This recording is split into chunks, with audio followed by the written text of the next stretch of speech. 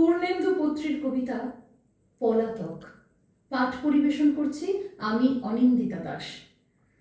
একা হলেই নিজের কাছে নত যেন মানুষ বরফের মতো, ঘাসের মতো, মুমির মতো গলতে গলতে বলে, ক্ষমা করো, আমি পারিনি। খুচরো পয়সার মতো এলোমেলো হয়ে গেছি, গাছ থেকে ঝরে পড়েছি খাদে ফাঁদে জঙ্গলে। দরজা খুঁজে পাইনি রাজবাড়ির, সিঁড়ি খুঁজে পাইনি মন্দিরের। ক্ষমা করো, আমি পারিনি। ক্ষমা করো, আমি পারিনি। ক্ষমা করো, আমি পারিনি।